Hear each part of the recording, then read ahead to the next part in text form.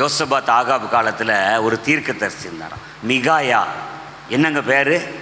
அவன் 401வது ஆளாம். 400 பேர் ஒன்றா சொல்லுவான் தீர்க்க தரிசனம், இவன் மட்டும் வித்தியாசமாக பேசுவான்.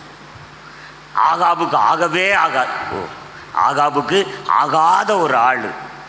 400 பேர் ஒன்றா தீர்க்க தரிசனம் சொல்லும்போது யோசபாத்துக்கு எங்கேயோ உதைக்குது.